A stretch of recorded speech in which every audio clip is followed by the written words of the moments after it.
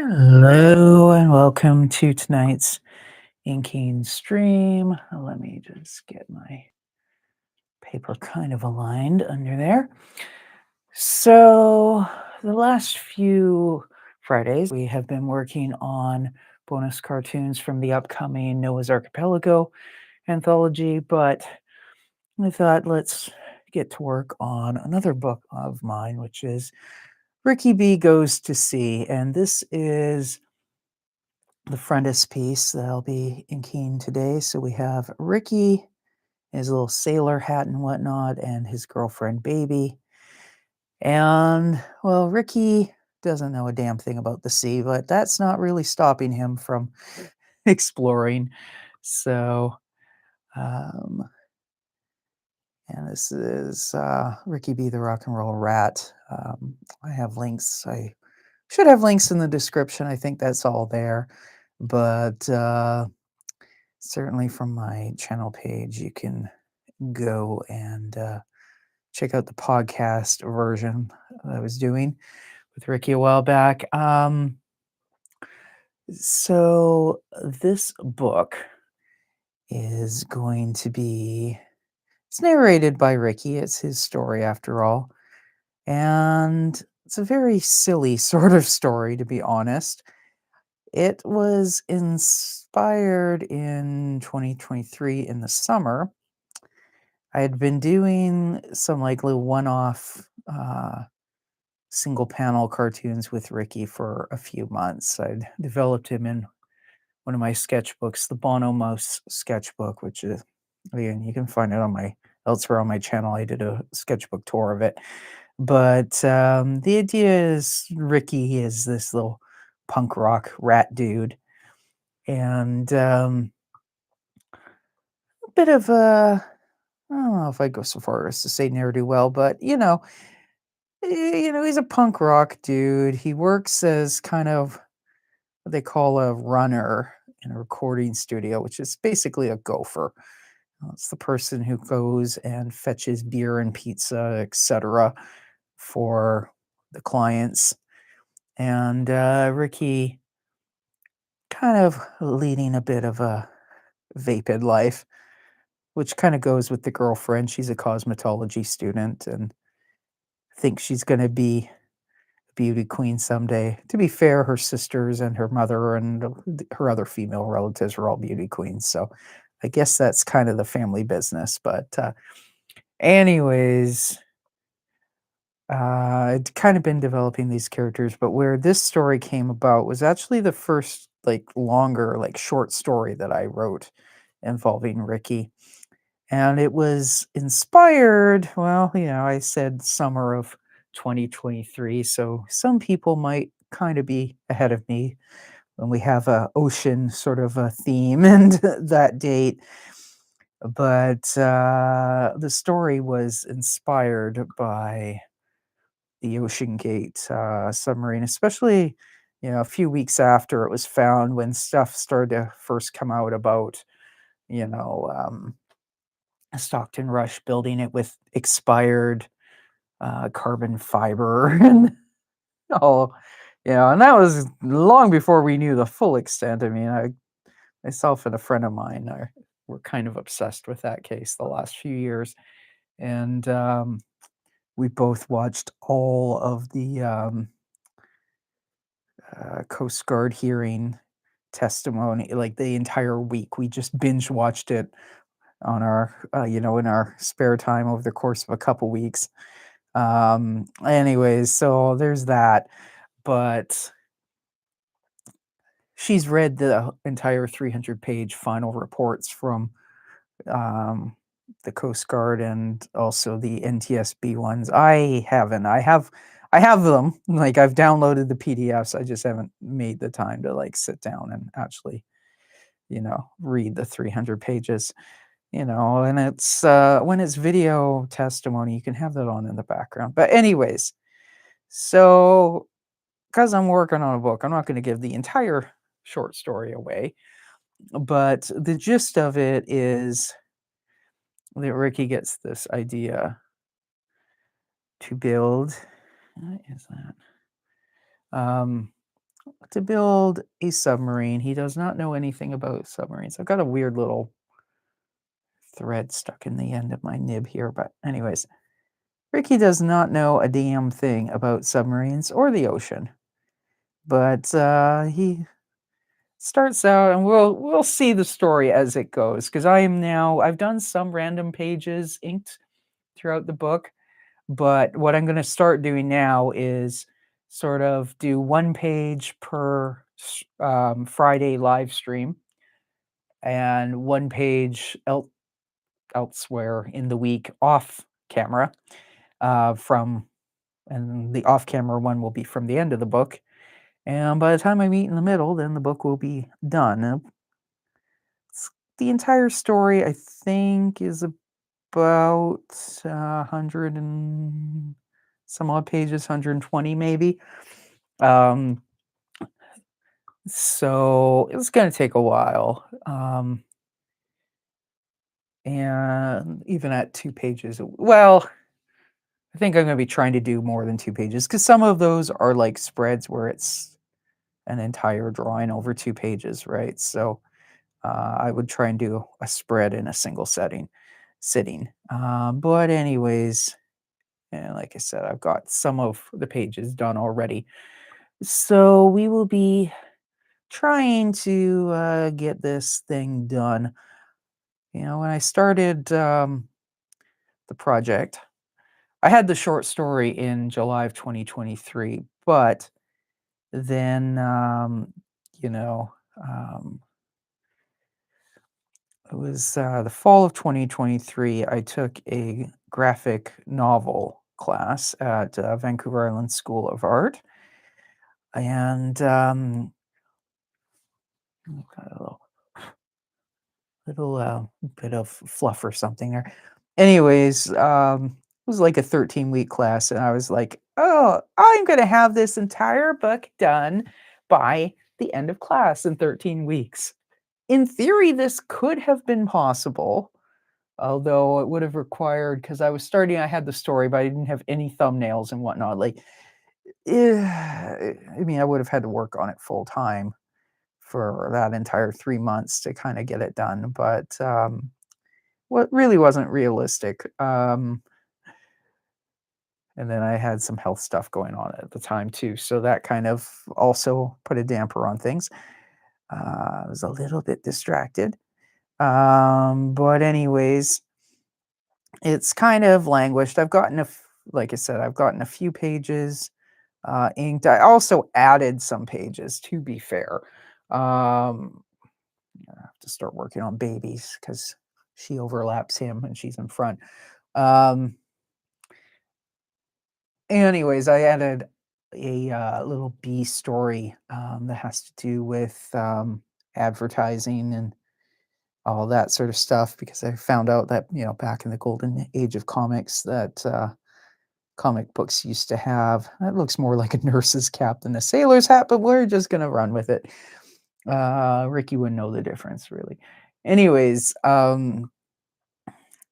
so now I've completely lost my train of thought. Oh yeah, so I added in this B story about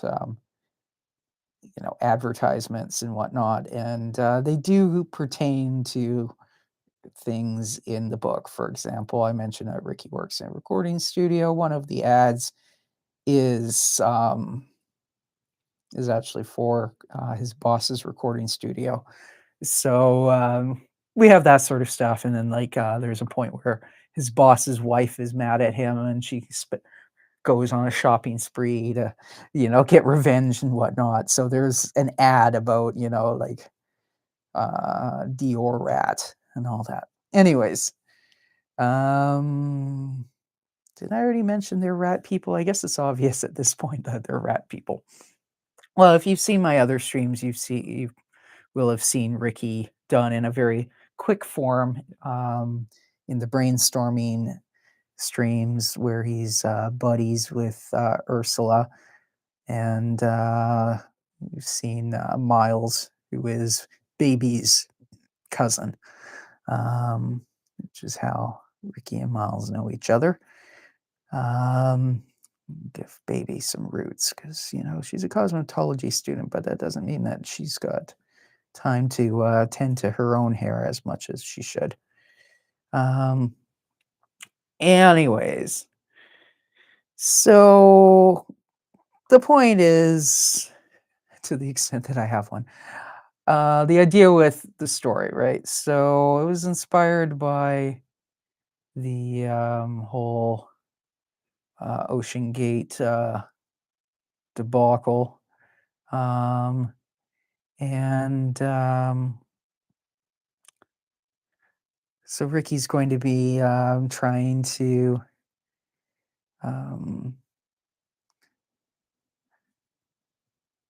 go to sea to impress baby. I just really should I? You know what? I had it drawn as if her eyes were closed and she's doing that smirk thing, but I think it's gonna read better if she's looking at him. So there. That's better. Her nose looks messed up, but you know what? Maybe this is before she got a nose job.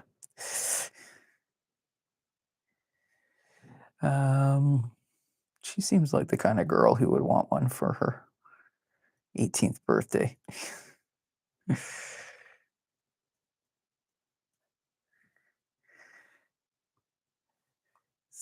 So anyways, the story is written, it'll unfold bit by bit. It's a very silly story. Um, and that's one of the reasons why I have things like this frontispiece, because that's kind of more of a traditional thing for, a very serious literary book or, scientific book about, I don't know, the botany of orchids in the Galapagos Islands. I don't know if there's orchids in the Galapagos Islands, but you know what I mean. That you would then have this frontispiece, and the frontispiece would be this illustration right next to. Oh, you're so big. Anyways, I may end up having to Photoshop a few things in the end, but you'd have the title page be over on this side, and then the frontispiece um, faces that. And actually, in some of the more like textbooky literary things, you have like multiple. You have like what's sometimes called a bastard title page, which just is a page that all it has is the title. It doesn't have like by or anything. So you might actually have, basically three title pages. You would have a bastard title. You would have eventually the main title that's fronted with a frontispiece. Then you would have a second bastard title, right before the book begins. And then, of course, you would normally have like, um, I'm trying to think of front matter. I could go look it up because I'm streaming from my laptop that has it. But then you just see like my forearms like reaching out and typing. And anyways, never mind. But I decided that the story is very silly, and to make the story even sillier, to make the book even sillier, I've decided to add in all this stuff, like a frontispiece, like a dedication, like an epigraph. Like there's a page, and I've already inked it, so I won't bother showing it. But epigraph is when you have like a quotation from some other piece of literature or whatever that kind of sets the tone or whatever. So I have two quotes on the epigraph. One is from Moby Dick, and the other one is from Don Quixote. So, yeah, and then I have just like a little drawing of a lighthouse in the sea at night and all that. I have at the front too, I decided to do kind of like, often books will have like praise for blah, blah, blah. It's from advanced review copies that they sent out. Well, I'm not doing advanced review copies, but what I've done is that, like, just taking quotes from famous dead people and some of the characters and filled it out. And so, you have like a quote from that's sort of taken from Shakespeare and even Socrates kind of endorsing this book.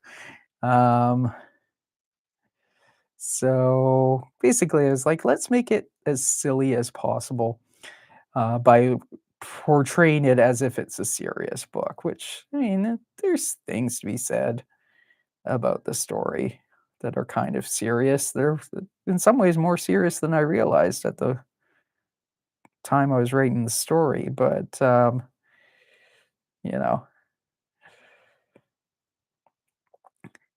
wanted to make it more ridiculous, basically.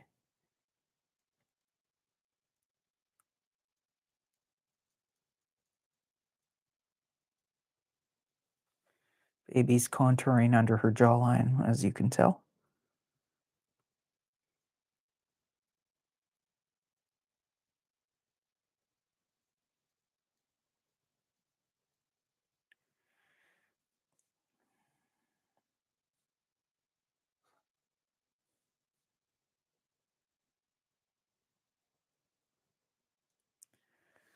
And clearly, her father wasn't home when she left the house in that skimpy, low cut dress. Well, baby's 19, Ricky's 23, so they've been dating since high school. They met in they were in the same uh, algebra class. So I was like, okay, math starts with A. What's a algebra? I am not a mathematician, as you might be able to have already figured out. Anyways, Ricky got held back a couple grades, starting in third grade, and he flunked algebra a couple times, and that's how he ended up being in the same class with kids 4 years younger. And anyways, that was quite a while ago. I'm sure somebody would be like, "That's creepy." It's like, well, he was a teenager at the time too. Anyways, so yeah,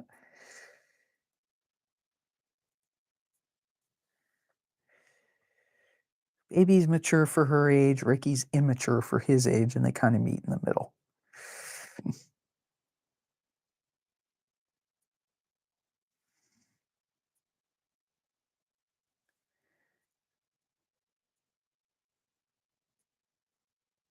They're rats, so they both have claws.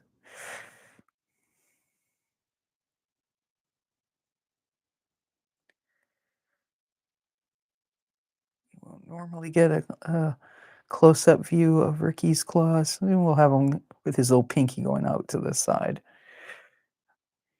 Yeah, you know what?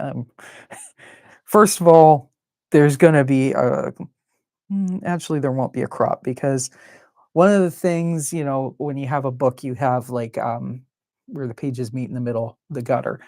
And if you want to do a full bleed, then you have to account for where how close to that gutter your stuff goes.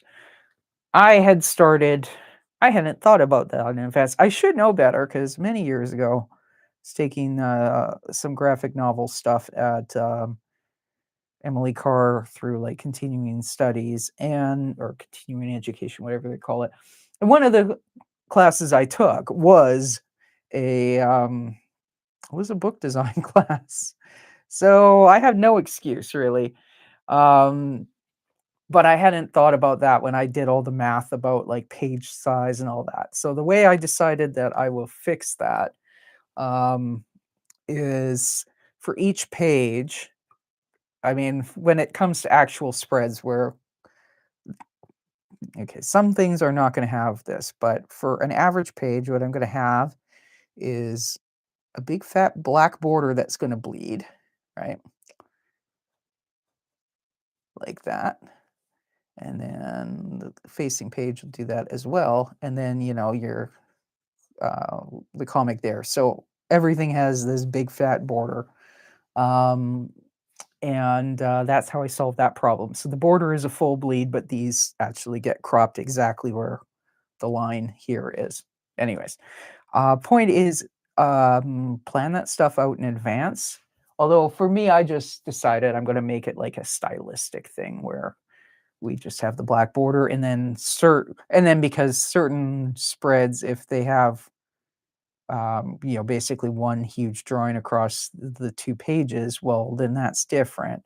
Um, and they will not have those spreads, and or yeah, blah, blah. They will not have those borders, is what I'm trying to say. Give baby some backcombed, teased up hair at the back. Um, anyways, so that's how I fixed my boo boo, basically. Yeah, anyways. Yeah, and then what we're gonna have is the tails going up. I don't know. I don't think actual rats wag their tails or wiggle their tails very much, but in this world, these guys do because it makes for, well, you'll see over the course of the weeks with Ricky, and when he's kind of dejected, his tail's down. When he's happy, the tail's up, and all that sort of stuff. So I make it kind of a personality sort of a thing. So yeah. Anyways, give him a sleeves. And like I said, I'll fix that finger. So, let's go over and work on Ricky's tail. Normally, I try and work top down diagonally, but in some cases, like the ink is drying pretty quick, and this is on Bristol board, and it's actually recycled Bristol board. I think it sucks the moisture out of the ink a little faster than other kinds of Bristol board I've used. So, so I get away with it basically is what I'm saying. But where the ink is more thickly applied and more liquid, then you can definitely have like little ink lakes that you want to leave it. Um, it's, anyways, so the frontispiece is going to have a black border, the same as. Oops, that's not looking right. The same as most of the other pages in the book.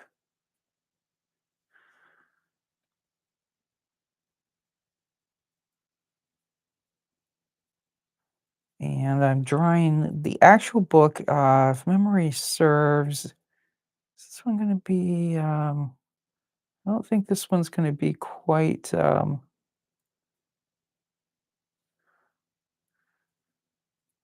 think this one's gonna end up being, is it 7 by 10? Yeah, 7 by 10. So the proportions for, if I raise this up, maybe we can kind of, yeah. Yeah, it's kinda hard to get the whole page in without putting the, document camera way up, but the proportions of the drawing are such that it will reduce to 6 by 9, and then it'll have a ½ inch of black outlining the page, and, then that way we end up with, 7 by 10. And I also have a bad habit, especially with lettering, of going right to the edge here, which is another reason why I did the black border, because otherwise I'd have to like extend the drawing out this way to accommodate for, the gap in between the pages. And anyways, that's a whole other thing. Maybe at some point I'll do a video, not a live stream, where I explain a little bit about book design and things I have screwed up and then fixed on the fly and whatnot. Probably best for me to wait a while on doing that, though, being that I'm working on books, but I do not yet have any out. My first one actually is probably going to be the Noah's Archipelago anthology, which I've been doing some bonus cartoons for. That one is, the comics are, well, I mean, the comics are ones that I've already done. And then Basically, I've got a bunch of the comics already loaded in to an InDesign document and some other stuff done. I just have to add a few where I had to do extra fixes after the fact because of, potential trademarks or copyright stuff and that sort of thing. And to put those back in and then add in my bonus cartoons. And then I think I had done some edits on like a preface, introduction kind of thing as well. But basically, the content for that is like 99% done. So hopefully later this spring, it'll all be done. And then I'll be self-publishing through Amazon. So, you know, I will yap a lot about that closer to that time. Um, I'd like to say that this book, Ricky B Goes to Sea, is going to be the second book out, but realistically, probably not. Realistically, this one, yeah, it's probably not even going to be done by Christmas in terms of the drawing, you know? Just thinking of the size of it, if I'm doing, like, 2 pages a week or something like that, like, yeah, it's gonna be really pushing it. Um, so that means it'd be a 2027 release. However, I do have a Ricky book that is short stories, some of which are, like, scripts that I had used for the podcast, and some of which are ones that have not been posted anywhere yet. And those stories I could definitely turn into.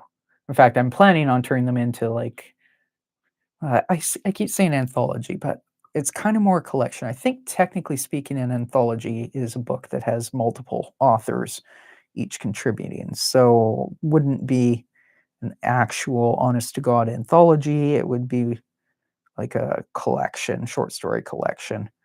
Um, anyways, that's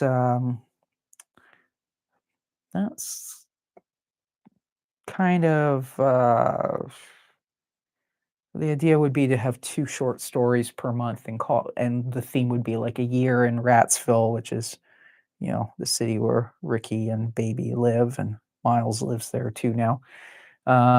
So that one's kind of half written. I would do illustrations, so that one then ends up where it also is gonna need, like, 50 illustrations or something like that, so they the Ricky stuff, yeah, the earliest would be for Christmas of 2026, but, I don't know, that might be a 2027 project and Ricky B Goes to Sea and be even more delayed, or Ricky B Goes to Sea might actually come out first. We will see. I don't know. Um, so yeah, a whole bunch of plans. But yeah, in terms of like talking, I can sort of in theory tell you a bit about book design, but it's all theoretical until. Although I have, my writers group, in 2024, we put out a very small anthology of Christmas stories.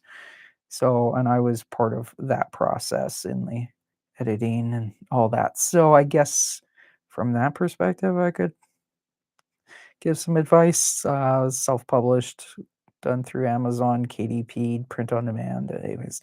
But yeah. So,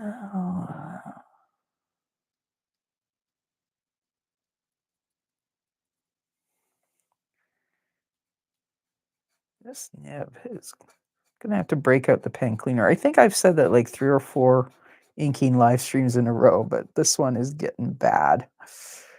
Um,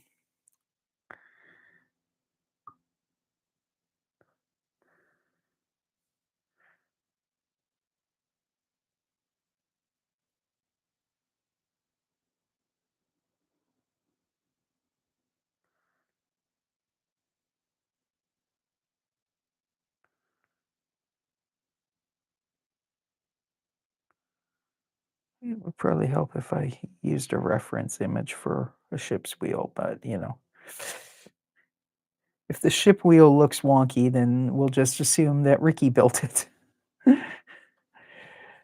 he was working on his, submarine that we'll see in the coming weeks. He does not know anything about building submarines. Well, like I said, it was story inspired by a true story. Except Ricky is not gonna end up I'll give that much of a spoiler away. Ricky does not end up getting, annihilated at the bottom of the sea, you know? Yeah, but I guess that's kind of a given because, it's a little bit like sitcoms. You're not gonna kill off Homer Simpson. He's your main character. You need him to do stupid things next week, you know? Yeah, and same with Ricky. He's my kinda well, one would hope nobody would hire Ricky to work in a nuclear power plant, but he's kind of, my, Homer, so to speak.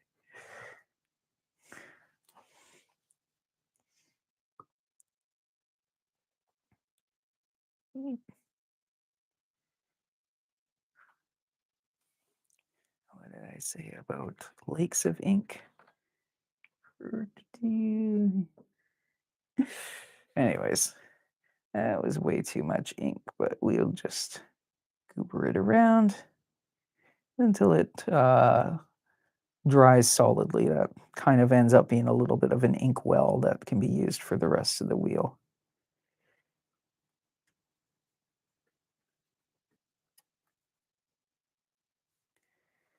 Not that that works super well, but it works well enough.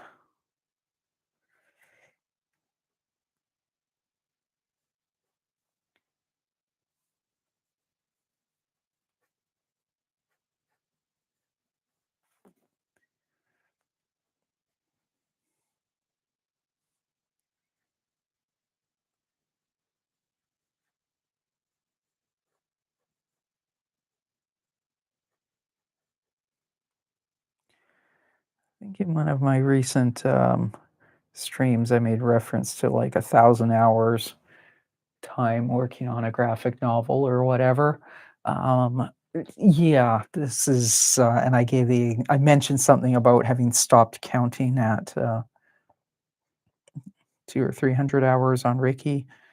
Um, it was quite a long time ago. We definitely still have 100 pages or more to ink on this thing. We are nowhere even. We're only about halfway done the frontispiece, and we're half an hour into this stream. So, like, yeah, it's about an hour, sometimes an hour and a half per page. So the inking alone, but um, for that, I mean, yeah, I did the calculations. The story itself probably took 6 or 7 hours in terms of writing and editing and whatnot. It's not a long story. Um, and that forms the basis of Ricky's narration of what's going on. Ricky is the narrator, first person perspective, and all that. Um, then, kind of going through, having printed out the story, doing what I call slashing. So I have different colored pens, and it'll be like put a slash mark after a sentence where I think that's like whatever fragments before that is going to be its own frame, square in the comic. Um, Making notes if Ricky says something, but we want the illustration. Sometimes he's saying one thing and the illustration showing something different. You know, um, that was a couple of hours. It was like 3 or 4 hours to slash the script. Um, and then once it's slashed and broken up, that this is what I think it's going to work out well for you know framing. Then it was like going through figuring out the thumbnailing of where everything goes and all that, and Yeah, there's actually, I do have one sketchbook tour with Ricky, and it's like a very small black book. I think it's called like the Ricky being the Rat Rock and Roll Rat first sketchbook tour or something like that. Um, there is a second one that's finished, but the second one has the thumbnails for this book. So I'm not putting up a sketchbook tour of that until the book's been out for a while. Or I'll just, I'll have to like um, paperclip a bunch of pages at for the end together, so I can show the sketchbook tour and like um, the way that the book planning happened in general, but without like actually showing it. You know what I mean? Um,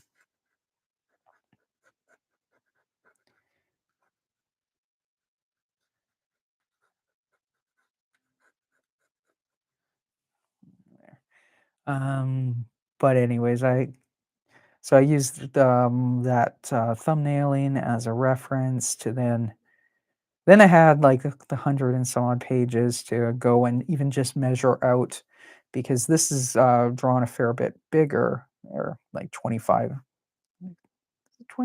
25, 30%, something bigger, because then it would be scanned and then shrunk down to the um, 6 by 6 or 6 by 9, pardon me. I'm gonna make a note to also Photoshop the wheel to make it a little less oval, a little more round. Um, anyway, so there was that process. Um, and then I kind of like went through with a ruler and divvied up like frames for each page. Um, this one obviously is a single frame. So that took several hours. And then you gotta do the lettering guides, and you gotta do the letters, and anyways, it all adds up. Now, some of the work that I did for this one, I do plan on doing other graphic novels with Ricky. Just gotta get this one done first, right? So some of that stuff, like the math and figuring out page sizes and all that, and like I did like a reduction test with like different thicknesses of markers for lettering, and like that sort of stuff is work I don't have to do again. Um, it's kind of templatey type of stuff, but still, there's also, because I added in a B story, there are pages that are just purely blank. They don't even have this outline for like the page setup done yet. So that's something I gotta sit down and do while watching some YouTube one day. So yeah, anyways, point is it adds up. So yeah, 1,000 hours is probably about what it's gonna be by the time all was said and done. I think I calculated for the Noah's Archipelago anthology or collection, whatever you want to call it. And there's several of those that will be happening. Like the one I'm working on now only has like the first, I think, 9 months worth of comics in it. But that one was already over 800 hours. Um, Granted, that's including hours to draw the comics, that work was done, you know, for that particular anthology. That work was done in 2022, 2023, because those are older comics that are going into it. But still, it had to be done for the book eventually, right? Anyways, so yeah, it all adds up. Uh, you know, there's worse hobbies.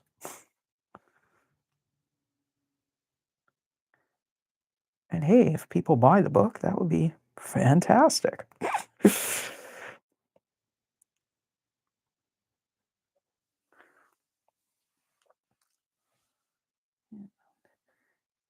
Yeah, the wheel's looking a little better now, and I will once once everything is inked, then what I'm gonna do is scan the pages one by well, obviously have to scan them one by one and have a folder, go through, and the underdrawing, you can see the pale blue, that's a non-photo blue pencil. So if I scan them in black and white, it should vanish. Now, I've done tests with this, so it does actually.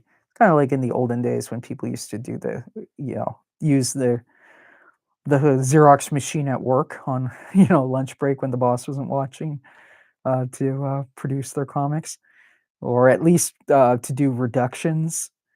Um, and then when you had that, then you could take the reduction. Anyways, there was a whole like math and whatnot involved, which math makes my brain hurt. But anyways, that blue will vanish because it's pale enough. And things like this extra line here, I will just, take the scan into Photoshop and we will just carefully erase it.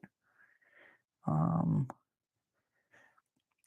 Especially because, yeah, I mean, that's gonna be basically in front of, baby's dress, so, she's wearing a red dress, but, I'll probably just shade it, rather than go all black with it. I mean, she usually wears a red dress when I do marker sketches of her or whatnot, but she also wears pink and lavender, and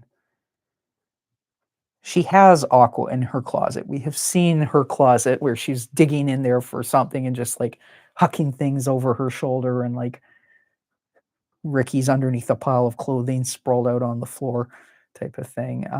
So she has turquoise and, all sorts of other colors, but she usually isn't wearing those.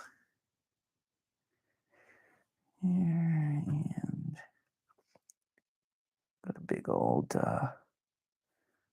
80s style clutch purse before I went live today. I wanna get I'm thinking I was born in the late '70s, so I was a kid during the '80s and teenager in the '90s and whatnot, and,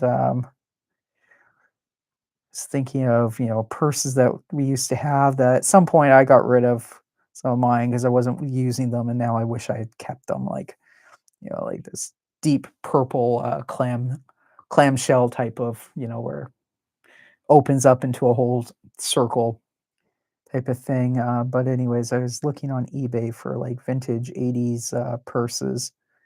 Um, Freaking expensive now, oh my god. But it's kinda like, well, I guess if I got a brand new bag that was, actual genuine leather instead of plastic, it would also be expensive, so well, I guess her purse is kind of even the corner is hidden by the wheel, so but anyways, there's one I was looking at on eBay that I'm kind of debating. It's like a banana yellow clutch. I'm like, I never use clutch purses, so it's kind of probably a waste of money, but kind of tempted. I don't know. I might. I'll just find it incredibly frustrating because I have to actually carry the stupid thing. Um, Anyways, the other thing I'm not considering was, yeah, baby's tail needs to come out. I forgot to draw that at the beginning, but yeah, this is one of the things if that one has to consider. Like, how does the tail work? I mean, hers is coming up like that and curving and going like that, but in terms of like clothing, and you know what? Because this is black and white, it may actually be better if I make her dress kind of black or a lot darker. He's wearing a sailor suit, so that's going to be white, right? But I think I'm going to do that with a different nib. Um,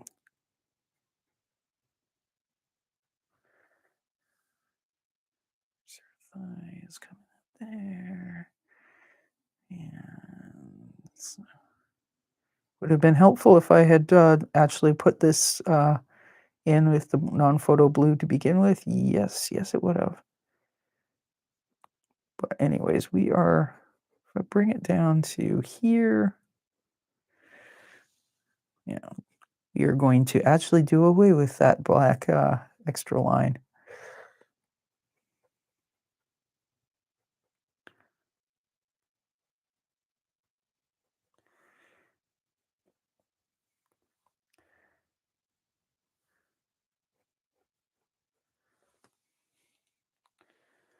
Before I switch nibs, I'm just gonna put some shading in her purse.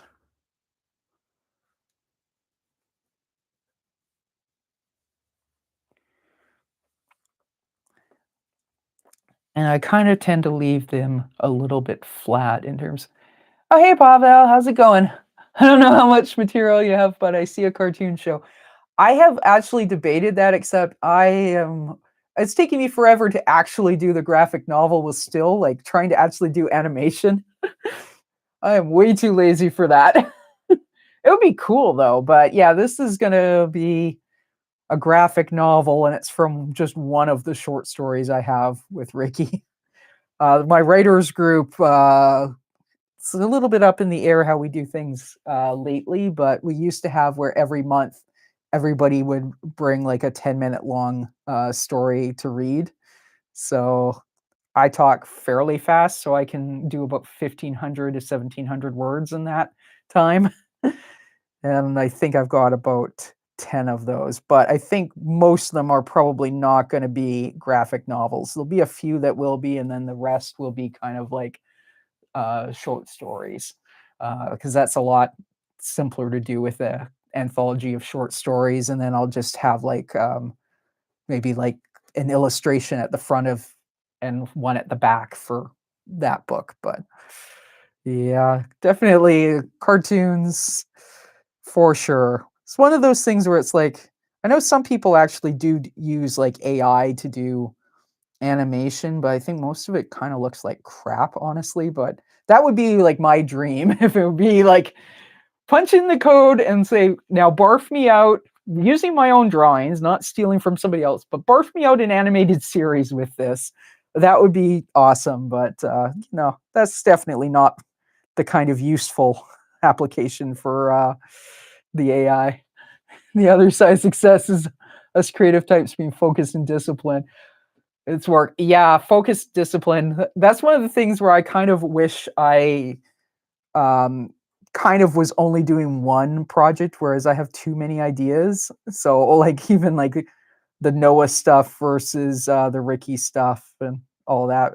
Ricky actually does occasionally turn up in Noah, where it's not entirely clear to the adults whether Ricky is uh, actually there or whether he's just like Ursula's imaginary friend or whatever. Definitely takes the fun out when there's a time crunch and deadlines. Oh yeah, for sure. And then it's also like there's so much stuff you want to do, but then you also have to kind of go like, okay, burnout's a real thing, and avoiding burnout is super important. So yeah, I've actually been finding lately. I've been going back to using like an old fashioned pen and ink day planner type of thing as opposed to my phone, because I realized I trained myself to just ignore myself whenever my phone goes off. So it's like, okay, now I need to like carry a big fat book around, like this is the checklist of stuff that's supposed to be happening this week. Yeah, I think time to swash out that nib. And let's get baby's dress filled in with a fatter one, because that'll make it a lot more time efficient. Just gonna leave that nib soaking. Let's see here. I think we'll go with the big fat one. But yeah, I've got these, and then I've decided in my infinite wisdom that I should totally start painting again. Uh, Last year, it's like I love painting, but also now kind of it's a kind of a time suck, but then it's also kind of where the painting helps inform the cartooning and vice versa. So It's just a matter of kinda going like, "Okay, we just gonna gotta keep focus on, okay, this is definitely, the painting's more of a hobby, and the cartooning's kinda more of a priority," except when I decide I'm gonna do it the other way around.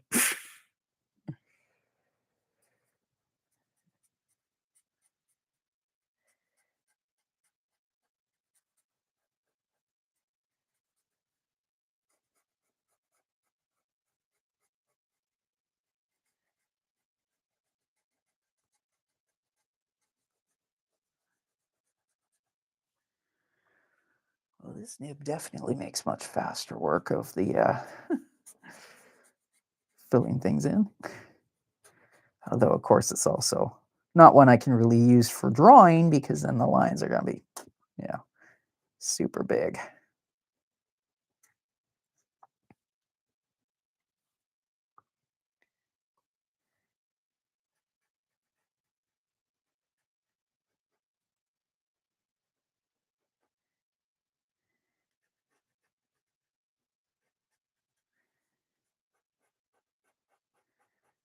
I gotta decide what I'm gonna do with the background. I think I'll probably do a bit of like a sea kind of a texture, like as if these guys are on on a pier or something like that. And it goes with the theme.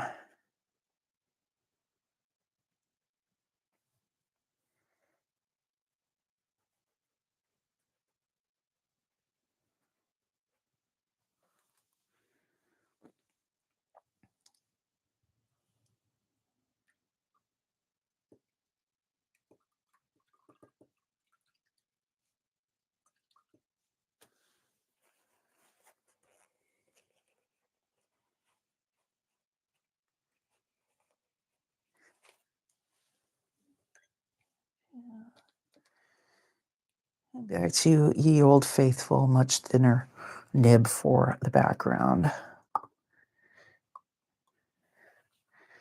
So, yeah,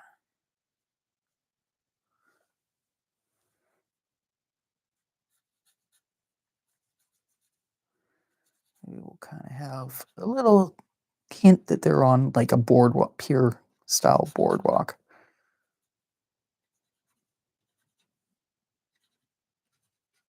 And if I hate it, I'll just fix it in Photoshop.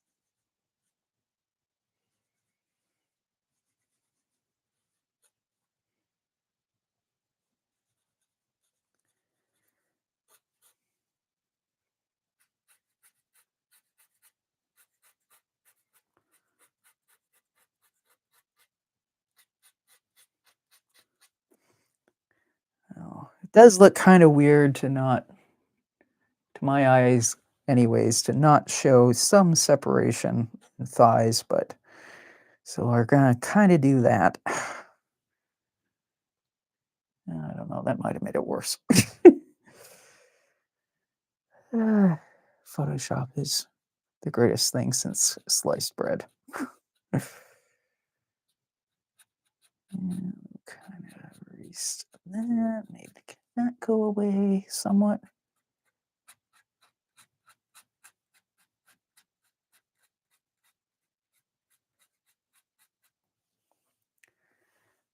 Yeah. Here. Yeah.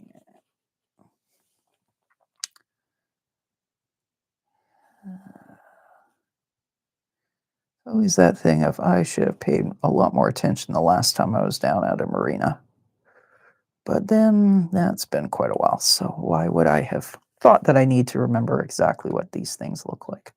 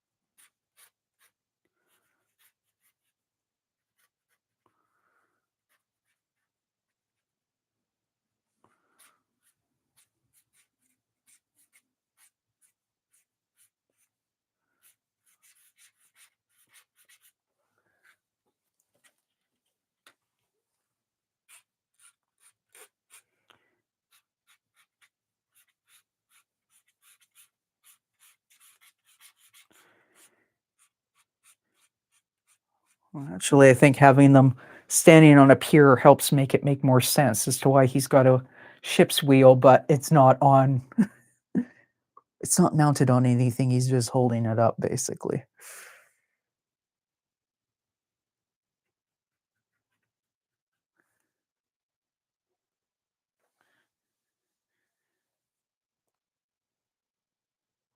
There is a point in this story, kind of a nod to the whole Oceangate, expired, carbon fiber thing, wherein Ricky is looking for submarine parts in the local dumpster and wondering why he's not finding anything useful. Clearly, he found the ship's wheel at some point, though.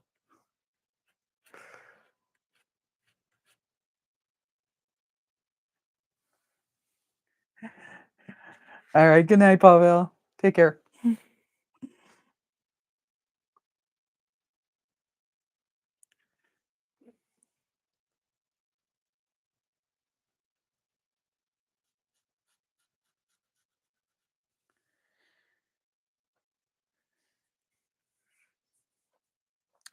Now, I guess what we should do then is have the backside of the pier, you know, put another cleat there just to do that. And then what we can pretty much do is put a horizon line across like that, just under the hearts. And this is actually, I'm just going to flip it upside down because that makes it a little easier to reach, especially because there's still some wet spots over that way. Um,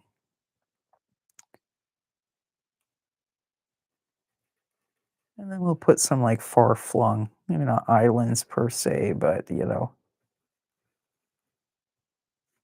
cliffs or something. This sort of a idea. It's very common here on the West Coast where there's so many little islands you look in the background. There's like that sort of thing happening.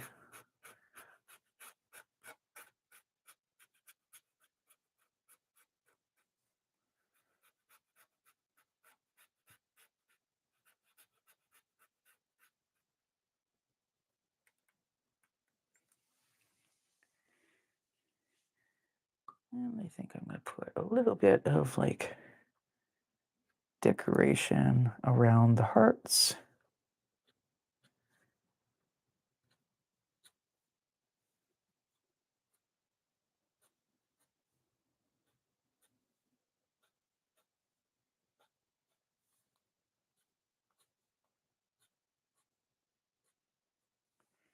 Also, it fills up space.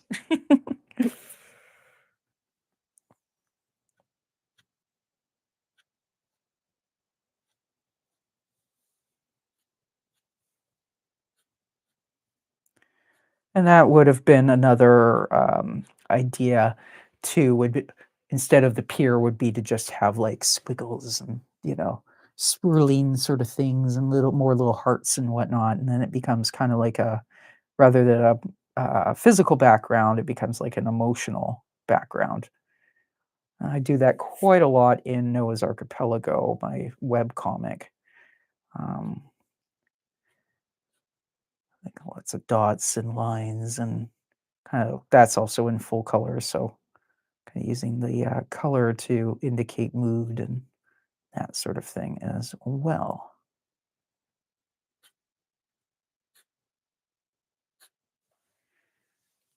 There we go. Should I put some fluffy clouds? Let's put some fluffy clouds. This could be awkward to draw that because if I flip the paper upside down, then I have to draw them backwards to the way my brain wants to draw them. But, so I think I'm just going to instead be, like, really careful.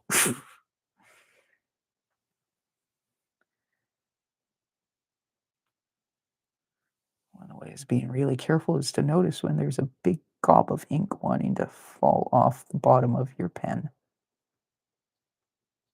And they're very far away clouds, we're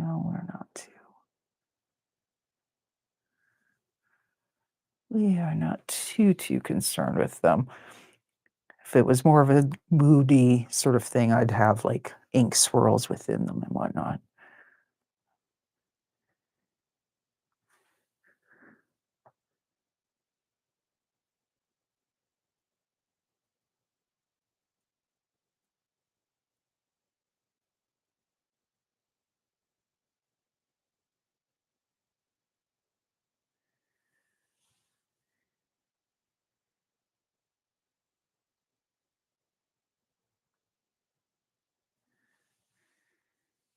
And we've got 3 hearts, 3 clouds. And now with the water, um, so I've used the narrower nib for the wood sort of, it's not really wood grain that I've drawn, but wood vibe, let's say, on the pier. I'm gonna do a little going over a few lines to make it look like there's some of these boards have like cracks between them. Like the town where my dad lives is a seaside town, not too far from here, and they have like a boardwalk, and they do regularly replace the boards, but some of them, I guess the other thing is put some like nails. Yeah, that kind of helps at the end. But anyway, some of the boardwalk boards are like the ends of them, instead of being like square, they're like that, and then like they just gradually rotted away type of thing, and they don't get removed very often. But anyways, make those kind of the nails that they use on, well, they're kind of more like carriage bolts, tend to be fairly big. So we'll put those there, and we'll assume any like seam kind of is hidden by, in behind baby. So mm, doing just put another little sort of crease in his shirt like that.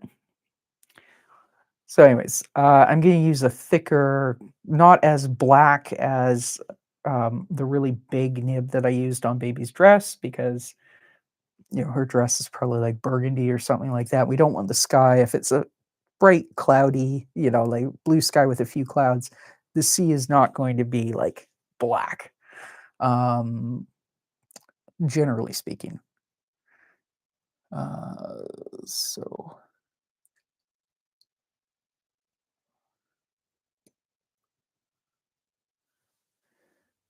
just kind of get the worst of. Right now, I've got like 3 bowls of water off to the side, which is where I'm like swishing out my nibs here and there. And I've got one where I'm just actually like, just, well, you can see that's one of the bowls, and then that one I'm just like dropping nibs in after I've swished them out. I'll give them a proper clean when the stream is done. But anyways, we're gonna just kind of have a bit of a fat uh, sea texture, but not so dark that it become like, I kind of want it a bit mid-tony. Yeah, like kind of like that, right?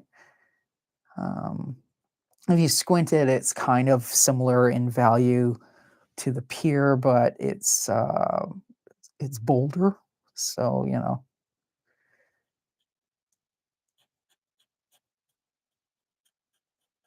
I'll make it darker as we get close there, and have different bands and whatnot, and that helps to kind of make things stand out a bit.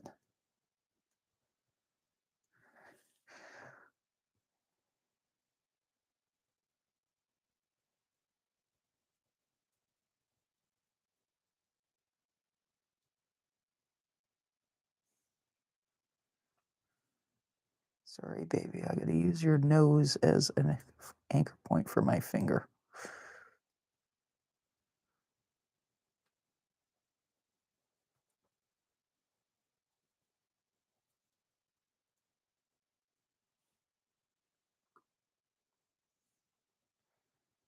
Oops. Almost had a disaster there. Sometimes this Speedballing. I've complained about it on past streams where it's like it is super black. At times it's a little gunky, which sometimes that's useful because then it helps the ink kind of stay where you put it, but then sometimes it's a little watered down and runny. And anyways, I don't know if they actually change the formula? Because I've been using Speedball super black ink for, I don't know, 20 years now, and I swear it's not the same in recent years as it was back when I first started using it. It's, like, not as, it was thicker before, I think, but I could be wrong. I'm probably wrong even. Yeah. Anyways, it does end up creating some potential issues. I will probably go over with a fatter, even with this nib, to make fatter lines to really, you know, make the edge of the pure pop. But actually, why don't we do that now? Because then we can also go off of that.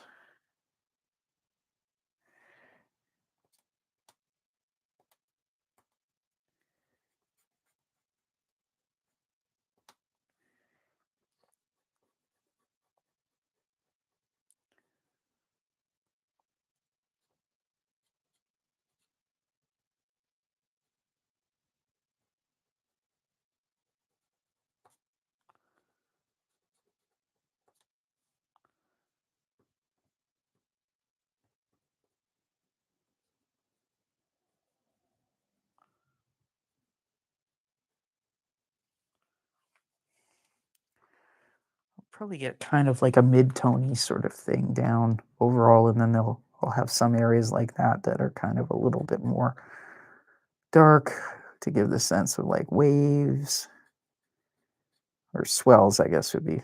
Well, I mean, swells are waves, but you know what I mean. I mentioned that epigraph, and that was supposed to be like a dark, stormy night. That was a kind of a pain in the butt to do. It's like, okay, well, I don't want to just have it as a total black blob, but how much would the whitecaps in the sea actually pick up? You know, I don't know, moonlight or whatever. Oh,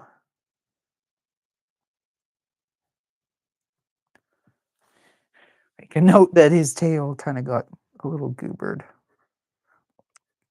Around stuff like this, I mean, you can use masking fluid. Clearly, I didn't.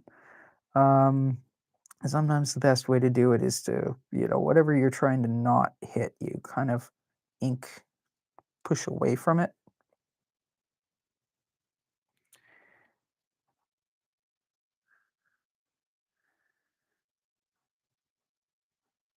It's okay. Photoshop. Everything can be photoshopped.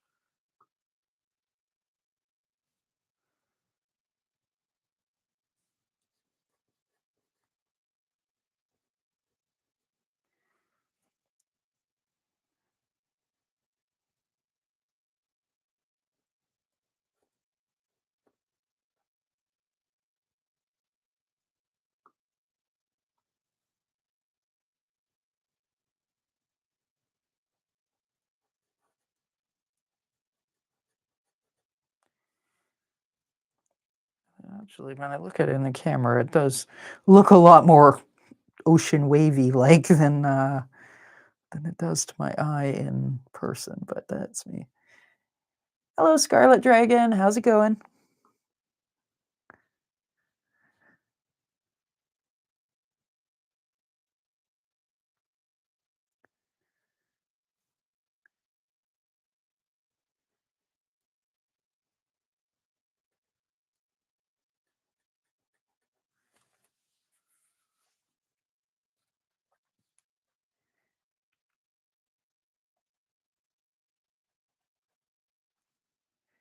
Good, how are you? I'm pretty good.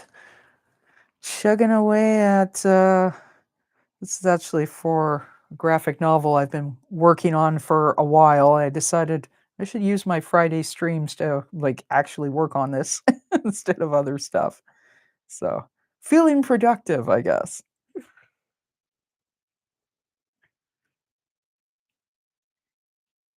Mm. Now I'm gonna fatten up these lines on the pier.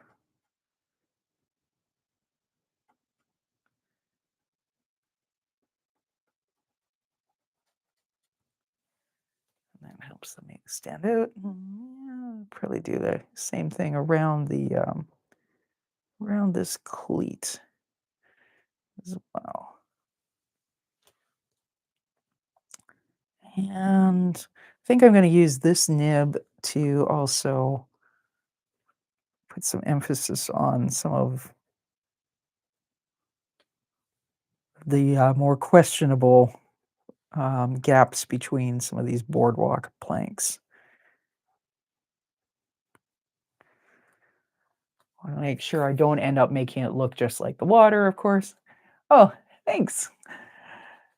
Always, it's always fun to have a stream in the background when working. I do that too all the time. It's like I'm not going to just draw with my own thoughts or my own brain noise or whatever. It's like I want to see someone else also working. It's kind of like one of the things I like sometimes about like open studios and whatnot at in my local arts council and whatnot is it's kind of fun to even if I don't want to like talk or get instruction or whatnot. It's like bring my stuff, sit down. I'm working on my thing. Other people working on their things. And it's like it's a kind of a communal, if that makes sense. But we're not working on the same project.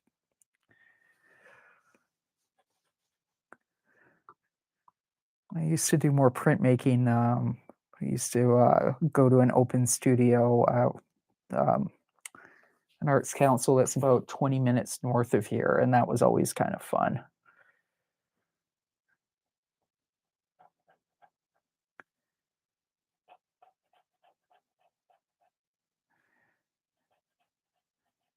Yeah, I do that too sometimes. Uh, just depends what my hands are busy, but you kind of like to stop and look at what you're doing and pause, and then that frees up your hands to type and all that. Also, kind of helps, I think, have a bit of a my brain is not coming up with the right word, but almost like a palate cleanser. You know what I mean?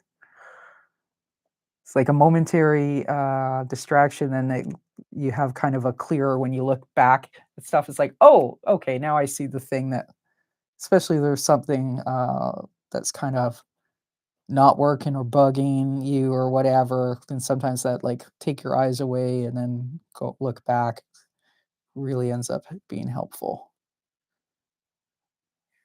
Mm.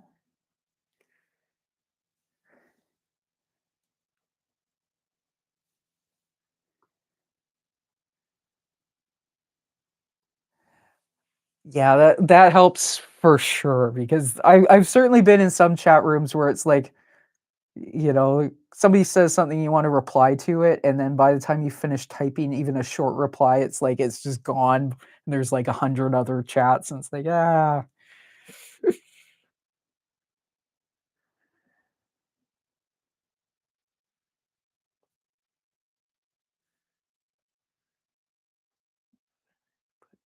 more of a fat line around here that'll help it pop.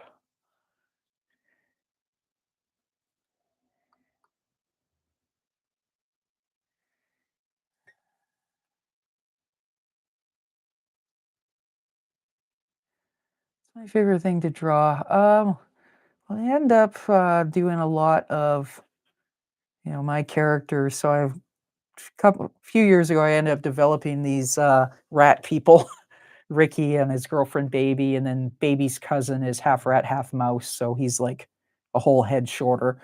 So I tend to end up doodling them a lot. And then I have a web comic, Noah's Archipelago, which I've done on some other streams, which are was gonna say fully human, but, of the typical, like, bug-eyed, three-finger type of cartoon humans.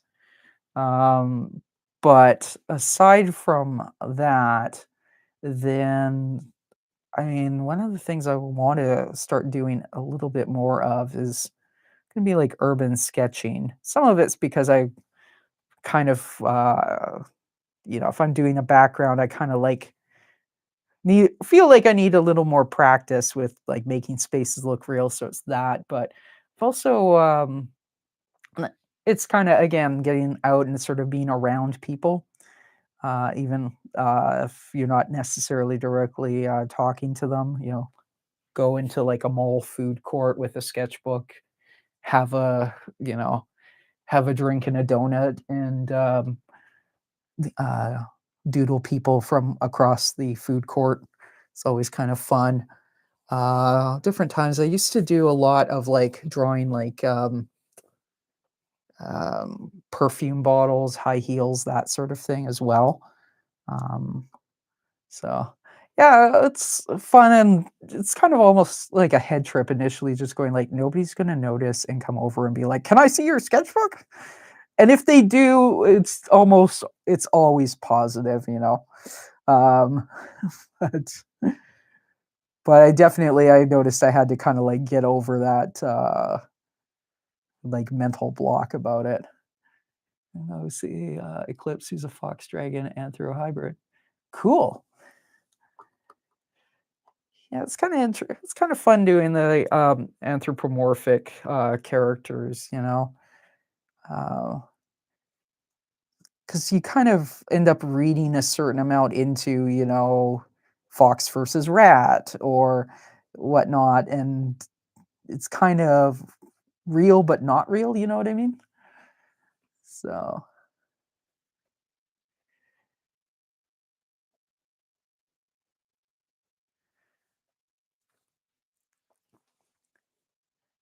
I mean, if you had told me in 2022 that, a few years later I would be spending a lot of time drawing rats, I would have told you you were insane. It ended up being starting from a sketchbook project actually, where I was like, had the idea to start, in high school, I used to do a lot of like drawing rock stars and filling sketchbooks that way and whatnot. And then at some point, I wanted to be doing more sketchbook work again. And that came into my head. I'm like, I am not drawing rock stars. And then, but I had access to loads of photos of like Bono actually. And then I ended up, and I didn't have a life drawing session that was kind of accessible to me at that time, or that fit with my schedule and whatnot. So, and I think it was right around the time that there was a changeover with the CEOs at Disney.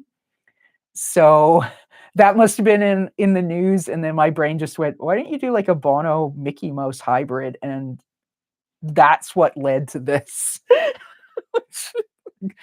I don't even know where that combo idea came from. It just one day it was like, I could draw Bono as Mickey Mouse or whatnot, and then then it mutated into this punk rock rat dude and his girlfriend, and he doesn't know anything about the sea, but he's going to try and build himself a submarine. So it's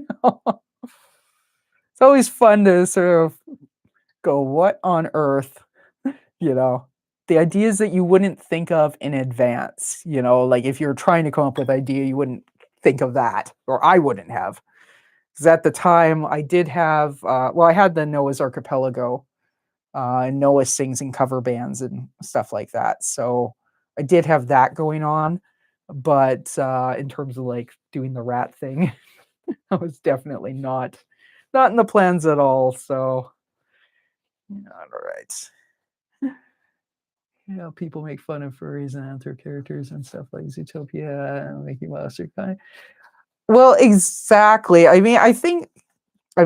don't know a lot about the furry thing, so I'm gonna preface it with that. That I'm kind of talking about out of my ass here, but I think there's probably, first of all, anthropomorphic characters. I mean, we've been doing that since caveman days, as far as I know.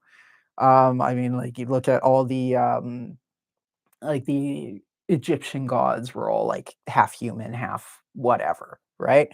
Um, but I think also a lot of people assume that it gets tied in with, say, fetish culture and stuff like that, which I'm sure there are some people that where that is their thing, but I also hear that is not the predominant thing. Like, I've heard about there's, like, a furry convention and people, like, have, like, dance competitions in their fursuits and stuff like that, which is very different, I think, than what a lot of people would assume. So, um, but then it's kind of like, people will say similar thing, people there's that, but most people aren't. There's a lot of misinformation. Yeah.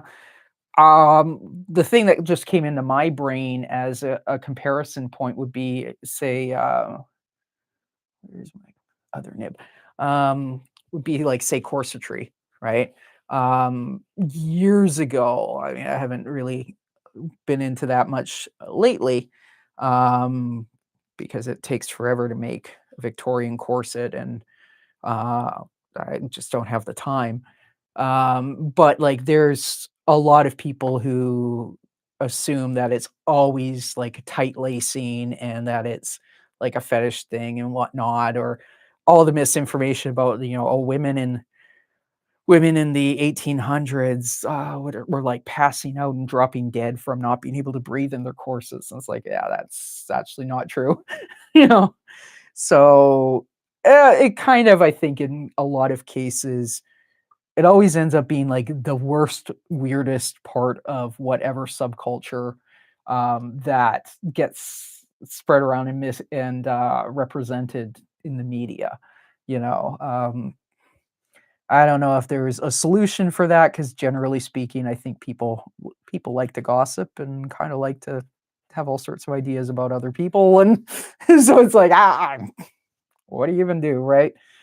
Um, but kind of just have to, I guess, ignore it. I mean, one thing at least with the internet is there's the opportunity to connect with people who are into the same thing, who know better than, so you don't have to like be explaining yourself and all that. So yeah, people definitely mean, for sure.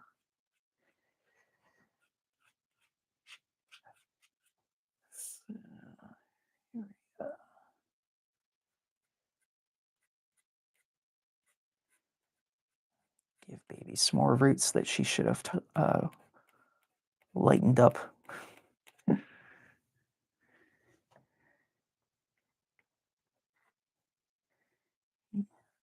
little bit of shading in the ears.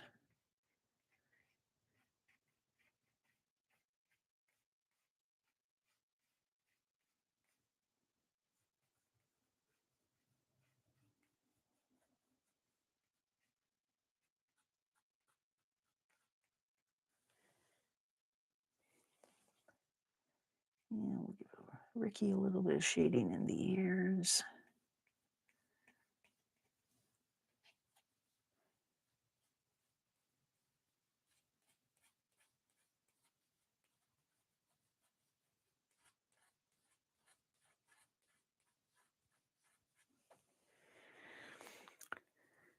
And I think, let me look again in the camera. I think that drawing is kind of sort of done. Other than, I mean, there's a couple spots I'll have to clean things up in Photoshop later, but that's a problem for future Pura. That is a problem for when everything else is done in this book, then we'll clean things up there. Get better at drawing, not the best right now. Uh, maybe do some commission work. It's yeah, exactly. It's just the more you draw, the more you get there.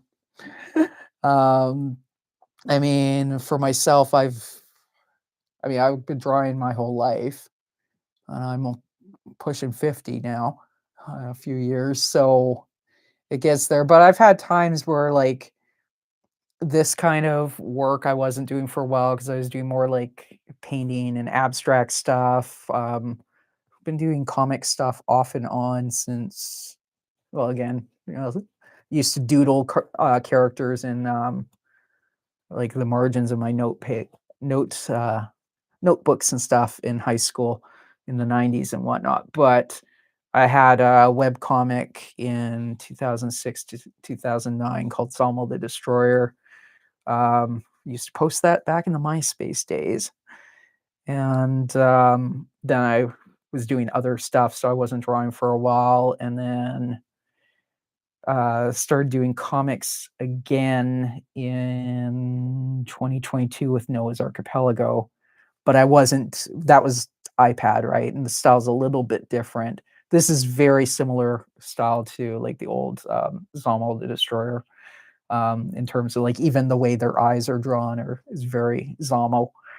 Um, so yeah, it's whenever I've taken a break, I feel like I lost ground. And then, in a few months it comes back. And then you start realizing a few months later, it's like, oh, this is the exact same style of work I was drawing 20 years ago. I just thought I lost my stuff and it comes back. So it's all just, I don't know if that whole 10,000 hours thing. Oh yeah, that sucks if your stuff breaks. Oh, thank you. Thanks.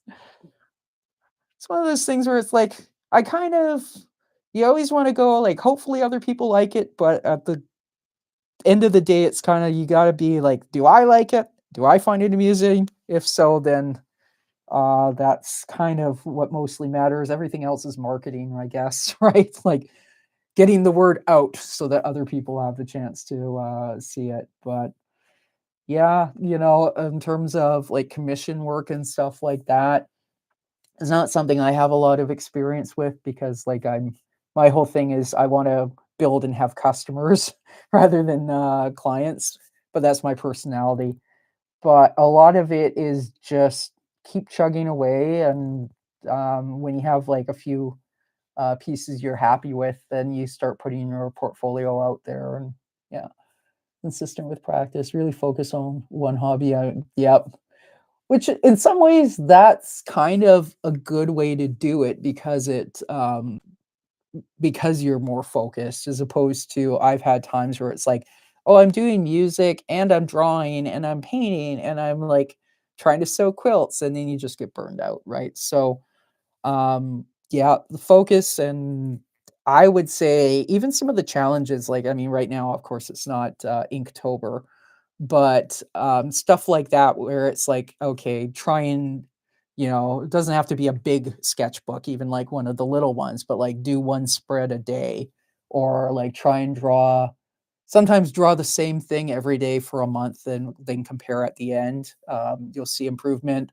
Sometimes the other way works where it's like draw a different thing every day for practice. But yeah, till you get burned out and there is not any more room in your room for, well, see, that's when you have to get a house, and they're expensive, or a studio. Or but I mean, hey, that's why I don't do oil painting, honestly. I like oil paints. I have some, but the fact that a painting then can take, a month at least, sometimes like several months to really cure. So I mean, in art school, of course, they'll have the painting racks and whatnot, but I don't have room for that in my house. So when I paint acrylic because it's dry in a few hours and I can stack paintings, right? Um, yeah, too many hobbies for sure. But also, like, that's one of the things I like with cartooning because, I'll just reach over here, but like this is a few weeks worth of actually previous Friday night inkings, but you know, I can't quite get it. It all stacks up like that. Whereas if I was painting on canvas now, even small canvases are going to be, 6 inches thick and whatnot. So it's kind of that's one of the reasons why I work in pen and ink on Bristol board because at the end of the day, You can go to Walmart and get one of those cheap plastic expanding folder thingies, like in the stationery section, and you can put your whole book in that. Like, I mean, I'll leave this on my desk overnight flat, and then it goes into that, and it's so much tidier than, if you're doing like massive drawings that are, 18 by 24 or whatnot. Now you need a big portfolio for that. And so, yeah, it's totally valid to use the amount of space you have as dictating the genre or the medium that you're going to work on. Yeah, my desk, you should see mine. Mine is really bad. Even this one, I mean, like, I kind of pull the camera around a little bit, sort of. This one isn't that bad. I mean, you got pens. Oh, yeah. Well, I was thinking I've got my writing desk in the other room. Basically, I've got my keyboard here, and then it's like piles of clutter all the way around. I don't show that on camera. I try not to. If I have to, when I do like my weekly vlog, then I like go move the clutter to the other part of the room, then set up the camera, and then and then when I'm done the shot, the stuff goes back on the desk. You know. Yeah, well, like I said, this one isn't too bad right now. I've been also because this is where I'm inking, I'm keeping it set up for that. Like I'm trying to, keep this one low key, but got some other spots which are just, ooh, we will never ever show on but yeah, I mean, I've watched boxes of electronics around my room for taking apart. Yep. Well, that sounds like my dad's. My dad is a master of anything. If it's sort of dead, he wants to take it, dissect it, and whatnot, and sometimes put it back together. Often not. Um, but yeah, hey. Whereas my thing is like, oh, if it's broken, oh, well, I guess I'd get a new one and put this one in recycling. I don't know. I didn't get that mechanically inclined gene. I was just like, I don't know, I pushed the power button and it works or it doesn't. And I understand the concept of plug it in to charge up the batteries, and that's about it. Two broken Xboxes, a bunch of controllers, and other, yeah. Oh, I mean, electronics build up like crazy. 15 years ago, I used to do some electronic music and stuff. I was buying like old drum machines off of eBay and stuff like that. And honestly, I don't know how any of them work, but I have like piles of them, bunch of fabric. Oh well, there's two cabinets behind me that are full of quilting fabric. It's like, okay, we need to like start making like Saturday like sewing day just to get projects actually done. Because once I actually make the things, then I can reclaim the fabric storage for other stuff, like paper storage and whatnot. Yeah, I hear you. I mean, like for example, I used to do some little sculptures and stuff, but I don't have a kiln. I don't want a kiln. So it was kind of like, okay, it's fun to sculpt, but if I'm not going to be a sculptor, the amount of storage involved is just like, forget it. Do not, yeah, yeah, tons of projects. I totally relate. Yeah, I mean, well, it's one of those things like if the drawers don't close, at least it kind of means, well, either it means time to make more time for the project if possible, or it just means, you know, at least you have interest. Like I have met people where their only interest is in watching like reality TV shows, and I was like, how do you function? I don't know. I guess hey, it's as valid as anything else, I guess, but uh, I would I would be very bored. Do I have all the okay, I did pull all the nibs out of there. Never mind. Looking into inky black water going, do I have my nibs all out and cleaned? Apparently I do. Yeah. Yeah, I computer games and stuff. I kind of missed the boat on video games because I was like, I had friends my age who were into them like very early. Well, like my brother was more of a like go to the arcade kind of like back in the olden days, right? Um, how do you find Etsy? That's actually like something I'm thinking of setting up an Etsy for art prints and stuff in the future. I hear some people love it and some people absolutely despise it. Um, so and some people keep saying, "Oh, Etsy's changed. It's different than it used to be." I don't know. Yeah, liked it. Good experience then? Okay.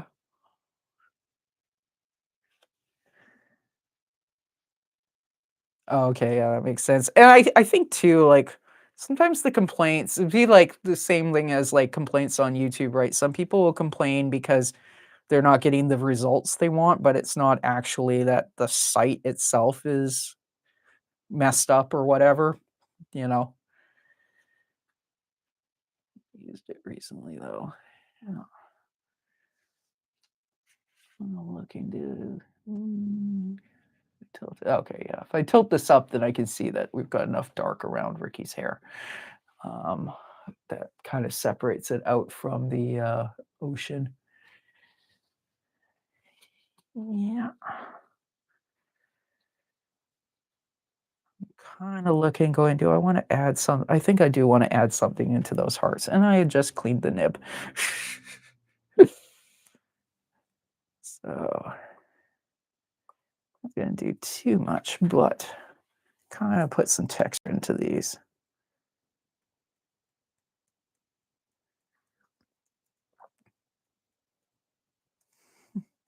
Drying baggy clothes. Oh, yeah. That is one of the other, like not just that, I mean, any kind of drapery where you have, like, um the fabric falls and whatnot, like curtains, all that sort of stuff. That is one of my nemesis. I kind of with Noah's Archipelago because the clothes tend to use the marker pen or the marker brush in Procreate, so I'll just kind of like um, use the overlaps to kind of create light and dark. But definitely, that's one of those things where I kind of know I don't like to think about it, but because I know it's gonna drive me crazy, but I do need to spend some time one of these days, just like throw a t-shirt on, like draped over a lamp or something, and you get the way the fabric falls and just sit there for an hour and draw it. It's like it's gonna make my brain hurt, but if I did that every day for a month, I would probably find vast improvements. Uh Otherwise, I kind of, like, will do this sort of thing because if his arm's up, it's gonna be pulling diagonally across his body a little bit, so I kind of fake it, but I don't, like, do super deliberate, um, anything really with, the clothing. And, I mean, well, baby's, wearing really tight dresses, so you don't have as much of that problem then.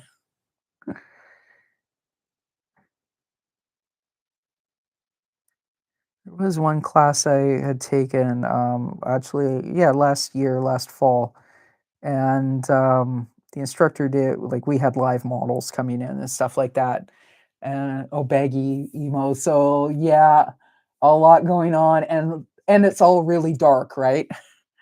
So the black on black kind of shadowing can be really tough to communicate that it's both that it's got folds and that it is black cloth. um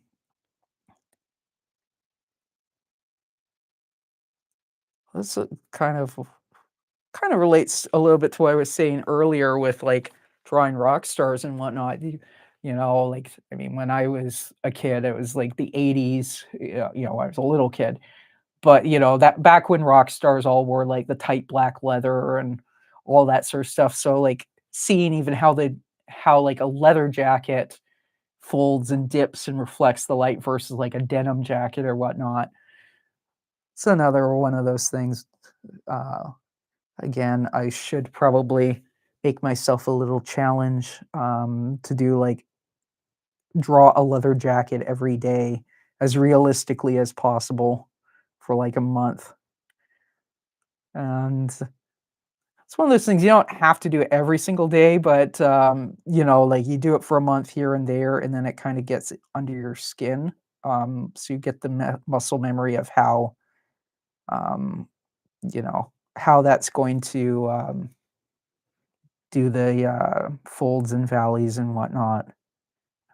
And then you kind of go along, and at some point, kind of go, I think I got this down. And then, a year later, it's like, okay, I need to practice that again.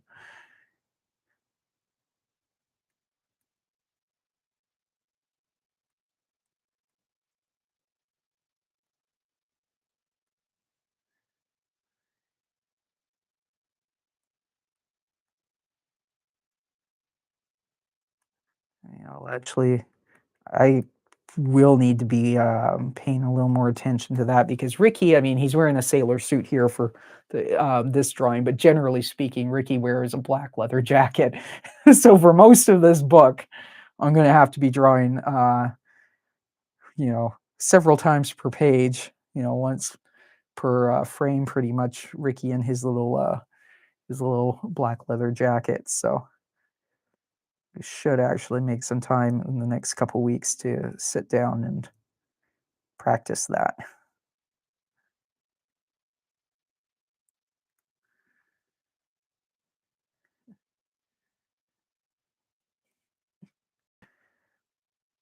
Mushrooms have kind of all of a sudden kind of made a comeback. Like I actually the canisters I have in my kitchen are my mom's like 1970s ceramic canisters, and they're like mushrooms. I forget it's not. Um, there's a specific like name for the pattern, something mushroom, but mystic mushroom or something like that. But, it's like you weren't seeing mushrooms anywhere for ages, and then suddenly, it's kind of everywhere. Um,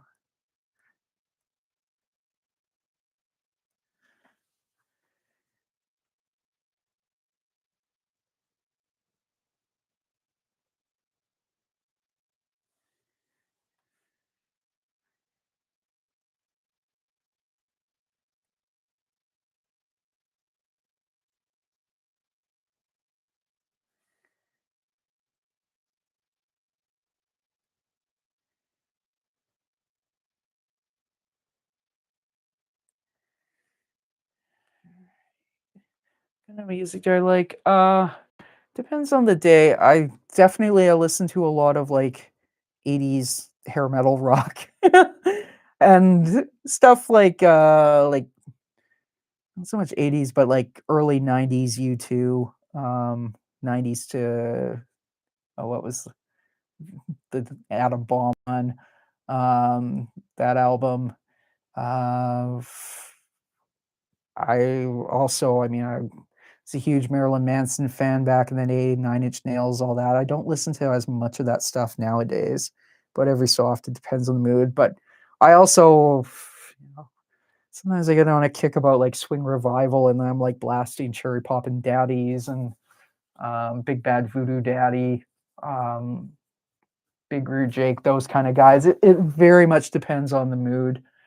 Um, lately, I've been getting into some stuff that's kind of like electro funk and whatnot that I think is actually from years ago. Stuff like bands like the Floozies, Grizz, because some of the podcasts are, YouTube shows and live streams I watch will play that sort of stuff. Um, so listen to classical as well. Like do I think last year like my number 1 band on my Spotify last year was Motley Crue, but the number 1 album was The Nutcracker. So, um, I'm kinda all over the place. I love alternative rock and stuff like that too. So, um, Duran Duran. Probably I listen to more Duran Duran than I want to admit to. Although the peak Duran Duran fandom was kind of people a few years older than me. Uh, My Chemical Romance or Metallica. Yeah. If I listened to Metallica, I wouldn't dare say it in public because my brother was an old time Metallica fan, like from the 80s, like Kill 'Em All era. And his attitude is when they worked with Bob Rock, they sold out, and you know, God forbid anyone say that they listen to Metallica around him because then they will get an earful. So um anything after Injustice for All, as far as he's concerned, he likes to just pretend that they all vanished, all got shot into the sun after that. Doesn't want to hear about it.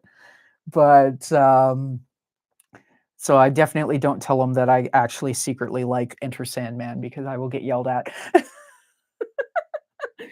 It's okay. I don't think he watches my live streams, so as long as nobody sends him the clip, and I don't think anyone will. Um, Actually, he'd probably just roll his eyes and say, "Well, you do listen to Duran Duran and you too, so what do we expect?"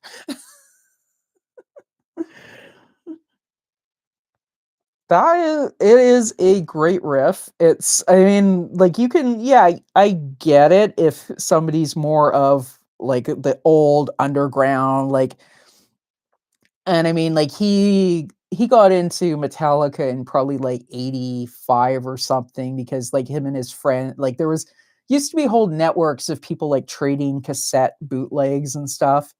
And then like the college radio, there was a metal show at CITR Radio in Vancouver, and they somehow got, I don't know if it was the first album, it might have even been demos before the first album.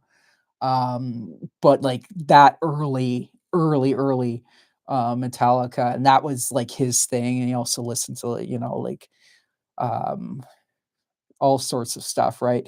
Um but yeah, I can see, like, I think for that generation of Metallica fans, then like working with Rock, wasn't even what the thing sounded like. It was like that it was seen as a betrayal or a selling out, right? So um it's kind of more about that than anything musical. But yeah, and it's that's always kind of a bit of I mean, hey, I was involved with college radio for years, so I get it. That whole hipster thing. It's kind of like my generation for college radio was like people talking about everybody hated, like you had to hate Nickelback. It was like a requirement. Um, and then, of course, I had the misfortune of one day finding out that a couple songs I would hear on the radio that I liked, the DJ announced, and it was freaking Nickelback. So I was like, oh my God, no. Um, yeah. So, like, there is a certain level of like hipsterish sort of thing. And then the funny thing is, like, what do these people listen to in private? Like, one of the hipsters I knew from college radio who would give you shit for listening to Nickelback was an unabashed Pet Shop Boys fan. It's like, well, Pet Shop Boys are cool and all, but you're listening to that kind of pop music and then you're complaining about, so it's kind of, to a certain extent, it's more like a posturing thing. So, but yeah, there's certainly some of the original Metallica fans never forgave them for the Black Album and whatnot. And hey, they don't go to see Metallica in concert, so you don't have to compete with them for front row tickets, right? So, you know, um, but at the end of the day, it's kind of like listen to whatever you want to listen to. Um, the only time I really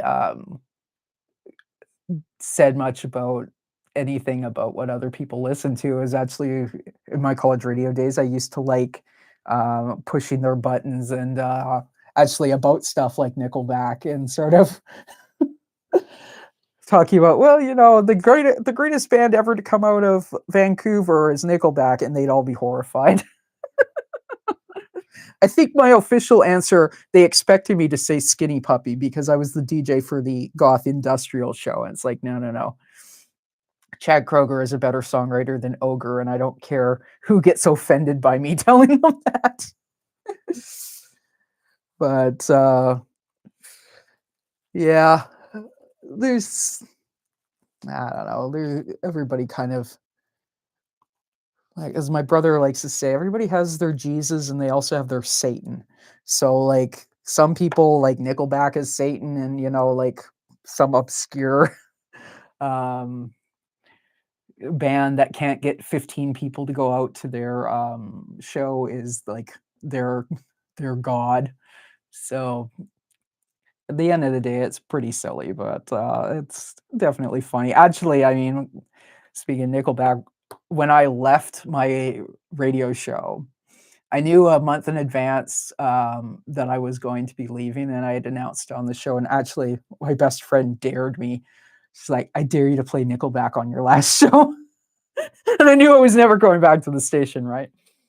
So actually, yes, the wasn't the last thing I played, but it was the second to last song was Flat on the Floor, whatever the first one song on that Longest Road album is. That was what I played.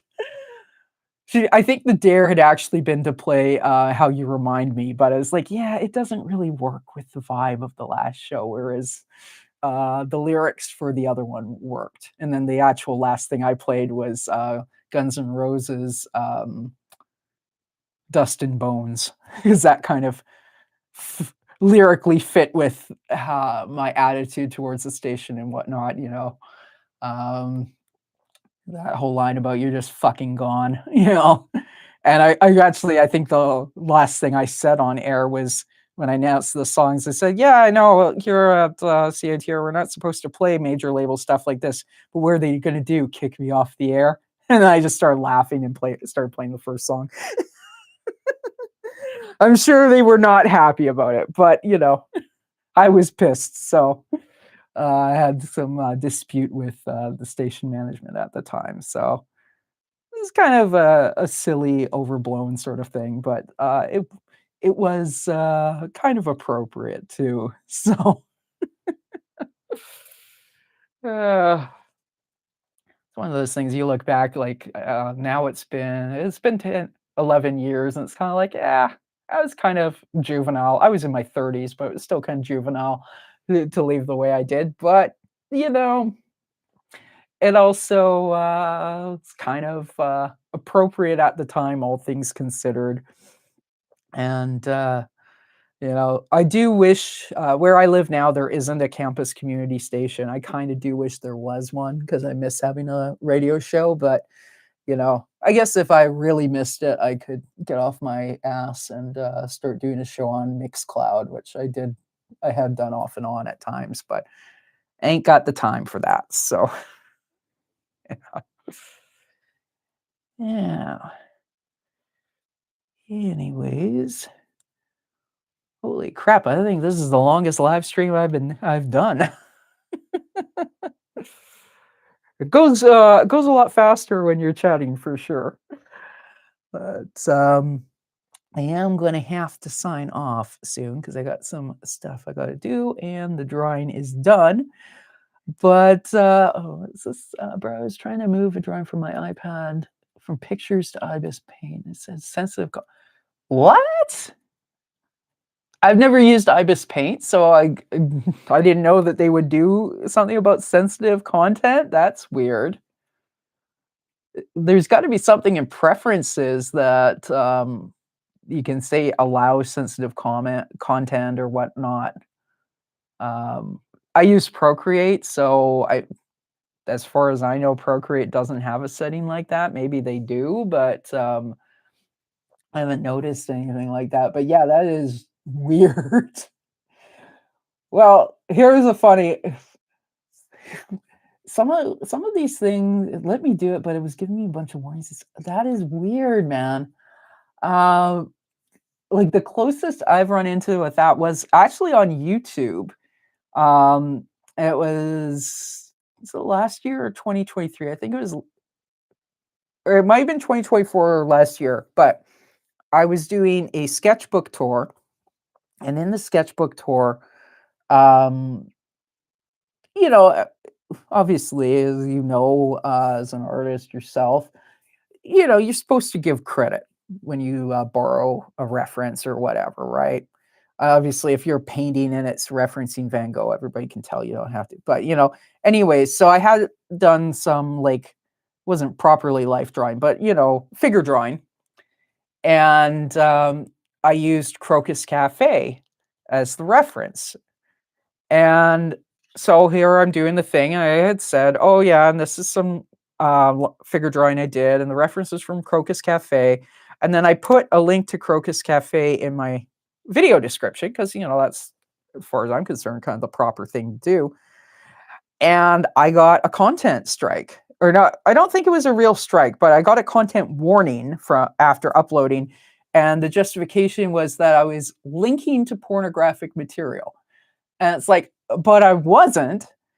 I was linking to a web, and YouTube's own rules say that there's an exemption for artistic stuff, like artistic nudes and whatnot. Plus, let's be blunt, on this platform, you can look up naked yoga and you can see buck naked people bending over, because it's yoga on the beach. Like, that's fine. And anyways, then I had to like click through on their little training things about appropriate content and all that, and I did that.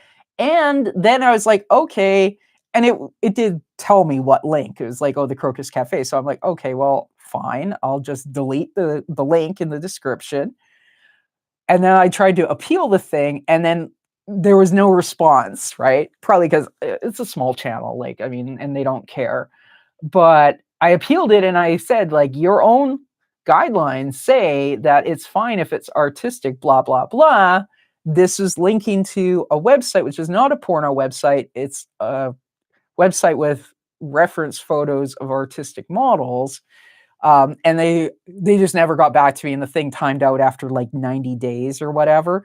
But yeah, it's always been one of those things where it's kind of like, people have gotten so stupid, and you think about some of the other stuff that is allowed on YouTube and whatnot. Um, I think also sometimes, mind you, I was going to say, I know there are different rules for live streaming versus pre-recorded videos for certain things, like for example, firearms. Like there's hunting channels, and obviously they have shots and all that sort of stuff because they're hunting, and that's allowed. But apparently even making jokes about firearms, like there's some weird stuff about that, or showing footage or whatnot in a live stream, you would get popped, but in a upload you wouldn't. Anyways, there's a whole lot of weird stuff. But yeah, the whole Crocus Cafe thing, I was just like, okay, I mean, I guess for the next time I'm doing a sketchbook tour, if it has that. And I had even gone so far as like going like, oh, okay, there's boobs in this sketchbook. I put like a piece of masking tape over it, going like, I don't want to fall afoul of that. Like, I was so careful, but just having the link to the reference site was like, okay, I know for future reference, if I'm doing something with Crocus Cafe, I'll mention it verbally, like, okay, Crocus Cafe, and y'all can figure out how to spell it. But obviously I can't link to that. But and it's, I guess and I get it, because there's probably, I don't know, there's probably like 15 people working for them doing content warning appeals, and like a billion of us posting on it. So I get that they're overworked, but you would think there would even be something, even if it's an automated thing or whatever, because it was an automated warning. I don't think I got reported. I think it was like I uploaded it, and like a minute later I had the flag. And also, if the problem is the link in the description, you'd think that they would crawl it and go, oh, the link is now gone, and remove the problem. But yeah, it gets kind of stupid at times, for sure. But all you can do is kind of just laugh and make a mental note. It's like, okay, next time, don't give credit to the reference source, you know. But then I guess if it's figure drawing, just be like, well, okay, if you do figure drawing, you know that there's basically 3 websites. Because there's Line of Action, there's Crocus Cafe, and there's another one whose name escapes me right now. So like people can figure it out, and some of the, I mean, they each have a lot of photos, but not so many that people wouldn't recognize. Because I know I've seen sketchbook tours and stuff like, oh, I recognize that pose. I know where they got that photo. So, you know, I just wish they were a little bit more transparent, like up front, like, okay, this is the rules or whatnot. I also think, it would be nice if they updated categories, for example. Like, I have to put my stuff in how to and style, um, unless it's my artist vlogs and I put it in people and blogs, but like, they don't have like a arts um, category. And maybe if they had an arts category, I mean, I guess people would abuse it, but if if you uploaded it in the arts category, then they kind of had different recognition. I don't know, but it would probably be a nightmare to program on the back end, and that's why they don't bother. But yeah, they should. Like, I guess for this stuff, I put it on in the how to in style, because it's like, well, I mean, I am doing a drawing live. So I guess that's how to, because you're seeing me do it. Other people will say, oh, I put that stuff more under entertainment, and there's that aspect too. And then people in blogs or whatever. But even people in blogs, I mean, if you're vlogging, then that's kind of obvious, I guess. But yeah, I've definitely done some videos where it's like, oh, well, it doesn't really fit any of these. But yeah.